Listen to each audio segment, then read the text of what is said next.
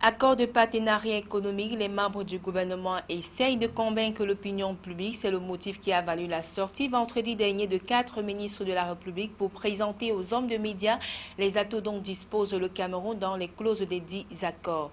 Sécurité au travail, les responsables du Nord-Ouest souhaitent redynamiser ce secteur. L'objectif est d'améliorer la productivité dans leur domaine d'activité. Mesdames, Messieurs, bienvenue à cette édition d'information sur Cannews 24.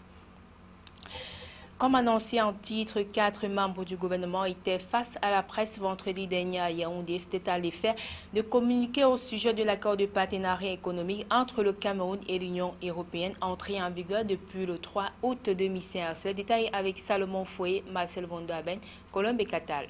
Le ministre de la Communication, Issa Tiroma Bakari, celui du Commerce, Magloire Mbarga Atangana, le ministre des Petites et Moyennes Entreprises, de l'Économie sociale et de l'Artisanat, Laurent Serge Etonzingwa et Yaouba Abdoulaye, ministre délégué auprès du ministre de l'Économie, étaient face à la presse nationale et internationale pour tenter de rassurer les Camerounais sur les avantages à tirer de l'accord économique qui lie désormais notre pays à l'Union européenne. Un accord diversement interprété par la communauté nationale, sous-régionale et particulièrement les milieux d'affaires au motif qu'il a accouché du démantèlement tarifaire au profit des produits importés et exportés par les parties. Les craintes suscitées par la signature de cet accord s'appuient sur ses implications négatives éventuelles sur le tissu industriel du Cameroun, sur nos finances publiques, avec une possibilité d'impacter négativement le combat contre la pauvreté. De l'avis des experts commis par le gouvernement dans la phase de l'élaboration de cet accord, il est précisé que la mise en application du démantèlement tarifaire sans mesure d'accompagnement serait très dommageable pour le Cameroun. Il s'agit entre autres de la mise en place d'un fonds régional dédié aux APE, de la mise en place des mesures d'assistance technique et financière dans le cadre de la coopération financière et fiscale, de l'élaboration d'une méthode commune d'évaluation de l'impact fiscal net, etc.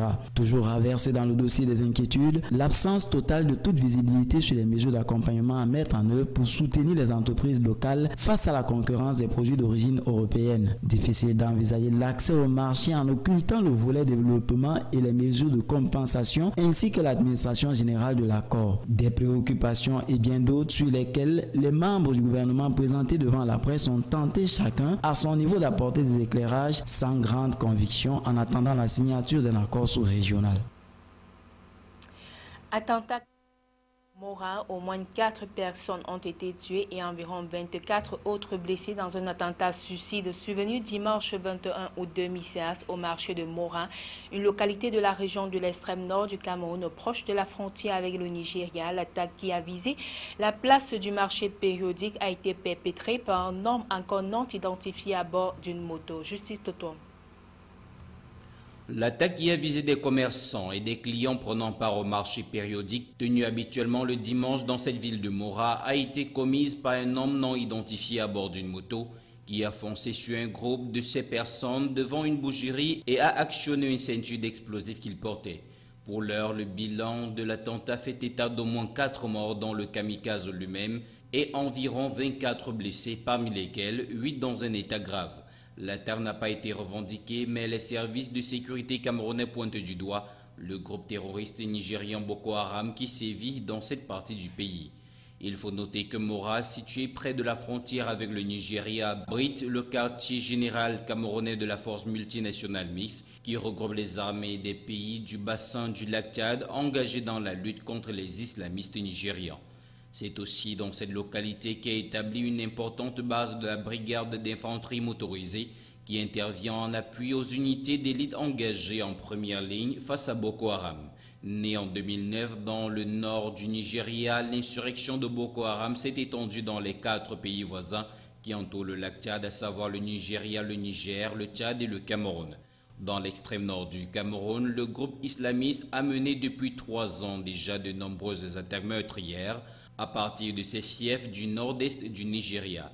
La région avait retrouvé un calme relatif depuis quelques mois grâce à l'intervention militaire régionale qui a permis d'affaiblir les terroristes. Selon le gouvernement camerounais, plus de 2000 Camerounais au total ont été déjà tués par Boko Haram depuis le début de la guerre.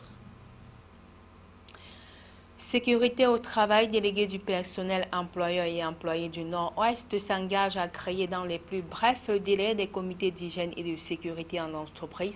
L'objectif est d'améliorer la productivité. Cet engagement a été pris à Bamenda à l'issue d'un séminaire organisé par la délégation régionale du travail et de la sécurité sociale. Franck Bala, Justice Totom pour le récit. Le séminaire organisé à Bamenda par la délégation régionale du travail et de la sécurité sociale du Nord-Ouest a réussi à accorder les employeurs et les employés ainsi que les délégués du personnel sur l'urgence de mettre sur pied un comité d'hygiène et de sécurité en entreprise. D'après Angéline Sankeb, déléguée régionale du travail, l'amélioration de la productivité et de la richesse du profil reste incontestablement l'un des objectifs à atteindre par chaque entreprise. Pour y parvenir, le délégué régional du travail et de la sécurité sociale suggère de mettre en place la préservation de la santé physique et mentale de l'employé. Quand les conditions de travail ne sont pas les meilleures, le travailleur ne peut pas bien produire. Est-ce qu'il y a vraiment la sécurité dans le milieu du travail? Est-ce qu'il y a des toilettes? Est-ce que c'est à ce comité-là de veiller à tout ça, en collaboration avec l'employeur qui est aussi membre de ce comité? Il est d'ailleurs le président de ce comité. Les différents exposés ont suffisamment démontré la nécessité d'ériger des barrières solides contre le stress, le manque de motivation, la dégradation du matériel, la consommation abusive d'alcool et bien d'autres. Le stress, parfois, ça tue et beaucoup de stress n'est pas bon. Et j'ai cherché à faire comprendre aux gens d'où vient le stress et ce qu'ils doivent faire pour combattre ce stress-là. Et il faut dire que pour combattre le stress, il faut être d'un bon caractère. Si on n'a pas un bon caractère, si on n'aime pas son travail, on sera stressé. Notons que la sécurité au travail entre dans le cadre des objectifs majeurs poursuivis par le gouvernement camerounais dans le cadre du travail décent. Activité génératrice de revenus, l'autonomisation de la femme camerounaise au cœur du débat. Un prix de l'émergence en faveur de l'autonomisation des femmes Bayam Selam est désormais institué au Cameroun d'une valeur d'1 million de francs CFA. Le projet porté par Madine Wisman, la fondatrice de Femmes Interface Nord-Sud, vise à récompenser chaque année une femme distinguée par ses activités de développement dans l'amélioration des conditions de vie de sa famille et partant de sa communauté. Le point avec Jean-Pierre Bitongo, Joseph Ateba, Colin Bekatal. Promouvoir le volontarisme des femmes Bayam Selam, faire de leur engagement une contribution significative dans les efforts de développement du Cameroun et partager la vision d'un monde solidaire et plus juste.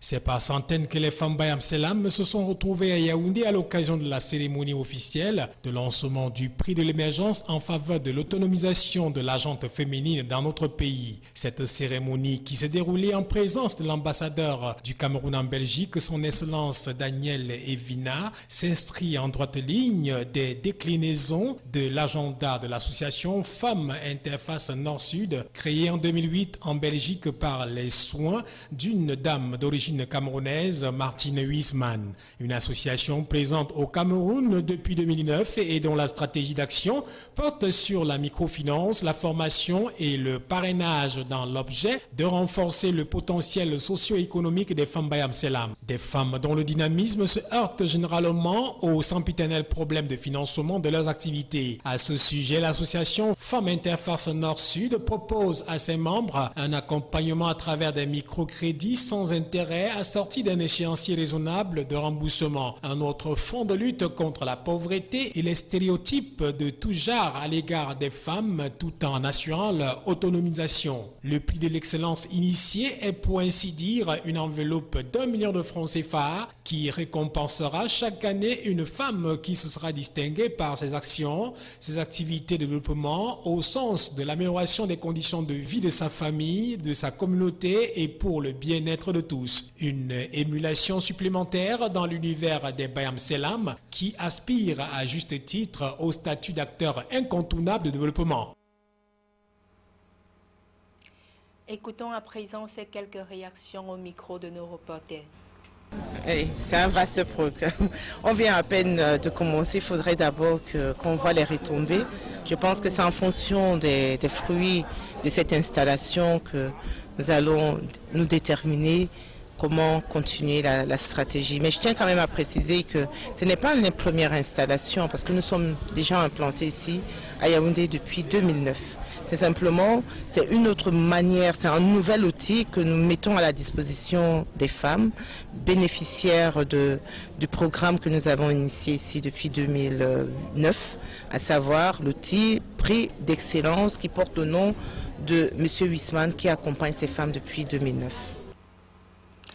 Parlons d'éducation à présent, corruption en milieu scolaire. Le constat est tel qu'il n'est plus rare de voir certains parents soudoyer à ciel ouvert des responsables d'établissements pour des avancements immérités de leurs enfants. Le temps des inscriptions propices à ces malversations offre aussi une occasion au public d'apporter son appréciation sur le sujet. Adi Pouto, Josué Ngonga.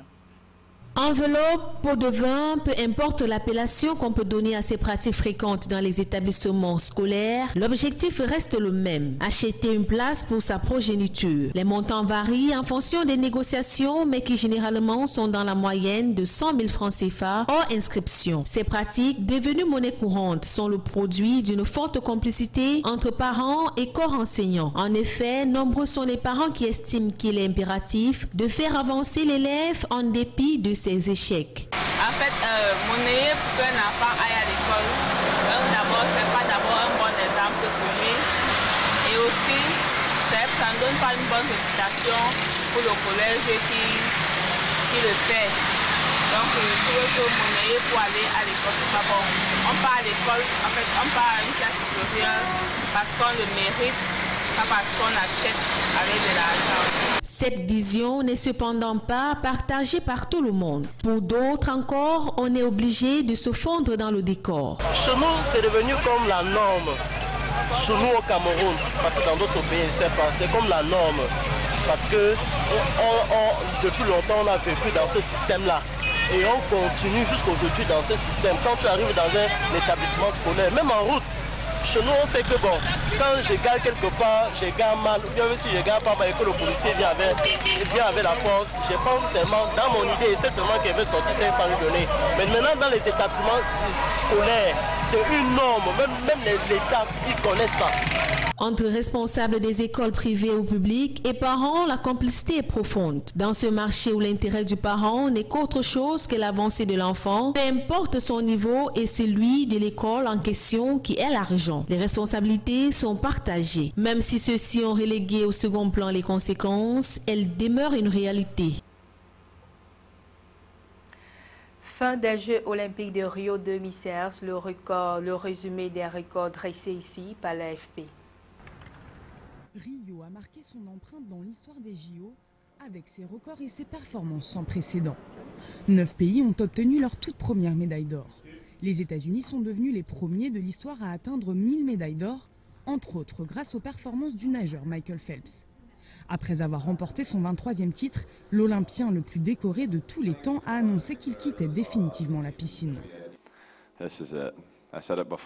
Voilà, je l'ai déjà dit, mais vous pouvez l'annoncer, c'est la toute dernière fois que vous me voyez concourir dans l'eau.